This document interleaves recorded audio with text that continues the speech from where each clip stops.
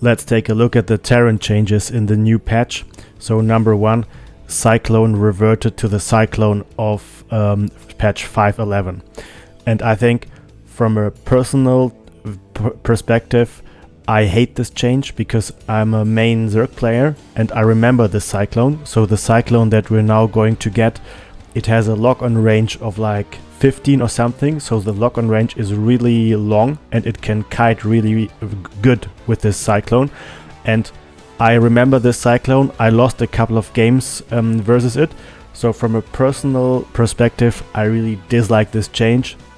But I think gameplay-wise, the change is good because there is currently a bit of a balance problem in Terran versus Protoss, and the current Cyclone, you can double produce it and it has a bonus damage versus mechanical, so it's very strong versus Stalkers in the early game. But the patch 5.11 Cyclone that we're going to get, you can't double produce him, you need a tech lab. And the longer blink range of this 5.11, the longer lock-on range of this 5.11 Cyclone is not really strong versus Stalkers, because the Stalkers, once they have blink, they can either blink out of the range of the lock-on or they can blink on top of the Cyclone and destroy it. So I think, personally, I don't like this change, but gameplay-wise or balance-wise, I think it is a very good change because the Cyclone that we're gonna get now is less strong versus Stalkers, and I think it's going to improve the early game for Protoss. So I would put this change into S tier, the Cyclone change. Then the next change that we have, Salvage. Damage now cancelled the salvage process, and salvage timer is now visible to enemies. And to be honest, this change, I think I don't really like it, but not because I think that it's a wrong change. I just think that it's very unimportant. Like, I never saw the bunker or salvage as being a problem. I don't think it is a problem. This change is also very small, so for me it feels more like a waste of time for the Balance Council to care about such small changes. I don't think it's impactful. I do think that there are more important things that they should focus on. So this change, I'll put it in D tier. Then we have the Planetary Fortress, and the Planetary Fortress armor reduced from 3 to 2. So this change, yeah, I like this change. I mean, one of the goals of the patch was to reduce turtle play, and I agree with that. Turtle play is super boring to watch. It makes the game uninteresting. So I'm positive on this change, but I also think it's quite a small change. Like, having one less armor on the Planetary doesn't really that much. Like, for example, when you play Zerg, you often use banelings to bust the Planetary, and the baneling building attack is an ability, so it is unaffected by armor. However, it can maybe make the Planetary Fortress a little bit easier to kill by units like maybe Zealot Stalker or Hydralisk or something. So I think it's a small change, it's not that impactful, but I like it. I like every change that reduces turtle play, so I'm going to put this change into A tier. Then next we have the subscribe button. So the subscribe button is going to S tier, because the subscribe button is balance-wise a very good change, because it helps to improve the balance between me and other famous YouTubers who have millions of subscribers. So if you like this video, please hit the subscribe button. Thank you, my friends. Then we have the sensor tower, cost reduced from 125 to 250, and radar range reduced from 27 to 22, can now be salvaged. And this change, I like this change a lot, because in my opinion, the radar tower or the sensor tower is like a little bit stupid. It makes the game very boring, it makes the game very turtly, and because it gives Terran so much vision that once Terrans turtle up with a sensor tower, it's not really possible to do a surprise attack against them. And Terran, when they have a sensor tower or a couple of them, they don't even have to spend the money on stationary defense, on static defense, because the sensor tower gives them so much information that it gives them so much time to react to an attack that they can just pull their mobile army to the location from where the attack comes and defend it, so they don't even have to spend money on static defense. And also it disincentivizes like attacks with, let's say, Mutalisk or drops or warbands or everything. So I think the sensor tower is really one of my least favorite things in StarCraft. I think it's really stupid. It makes the game boring and stupid. So nerfing the range of the sensor tower is very good. I think they could nerf it even more. Or personally, I didn't have a problem if they removed it completely, because I really dislike it. But nerfing the range of the sensor tower is a good start.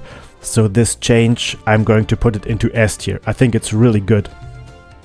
And then we have the supply depot drop. And let's take a look at the orbital command. Call down extra supply increases the target supply depot's current max health to 500.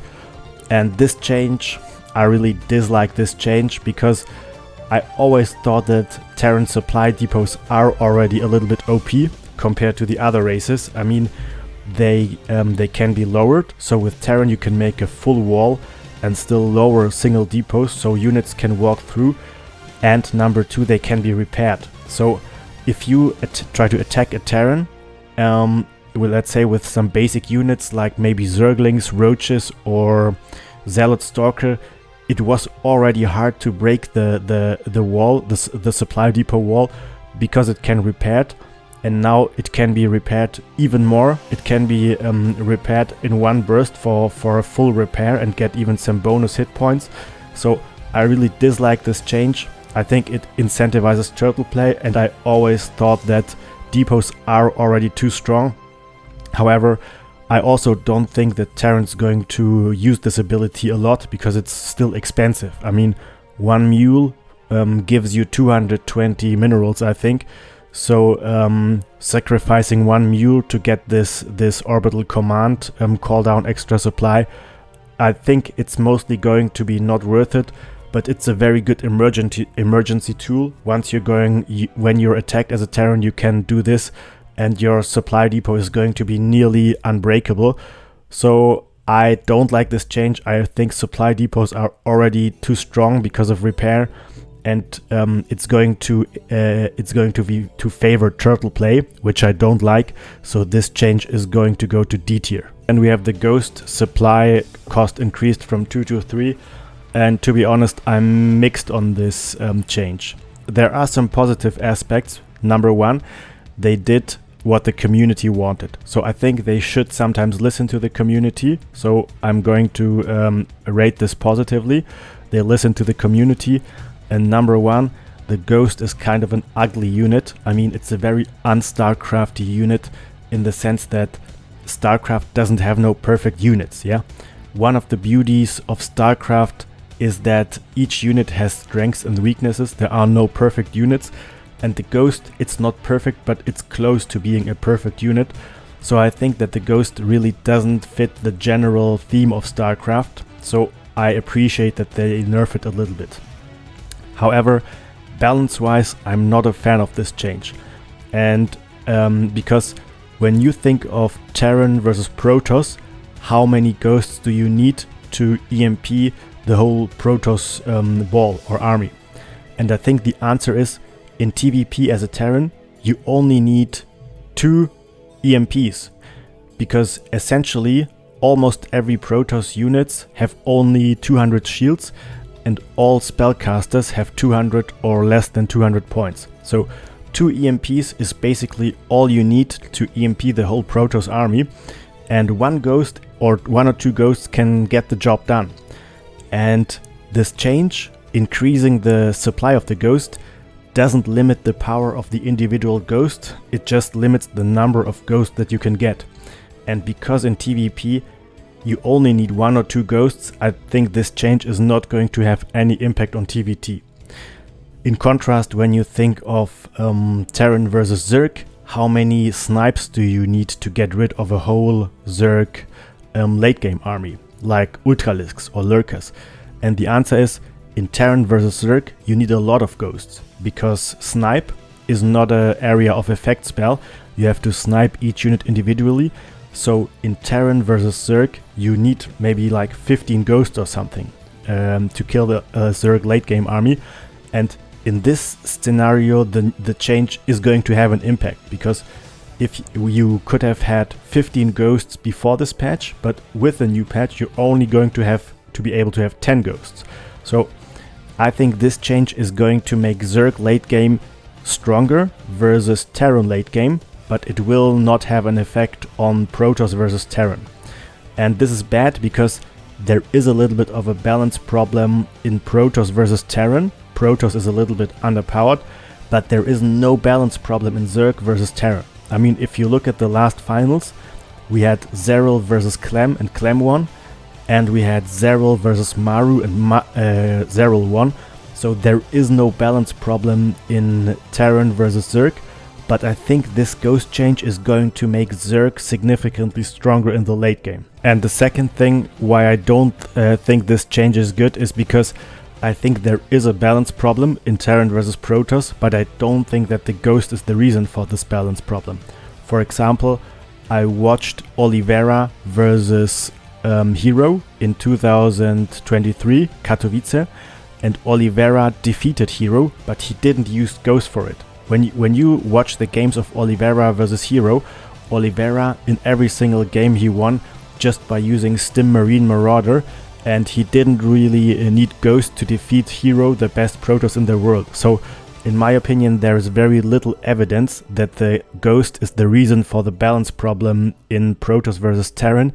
In my opinion, the balance problem in PvT is more because Protoss doesn't have an early defense versus Stim Marine Marauder.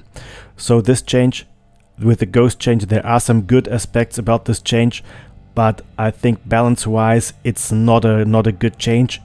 Number one, it misses the mark in Protoss versus Terran, and number two, it could make Zerg a little bit too strong in early game of Terran versus Zerg. But still, because they listen to the community and the Ghost is a little bit of an ugly unit, nerfing it, I think it's okay. So I'm going to put this change into B tier. Alright dudes, that's it, and see you next time.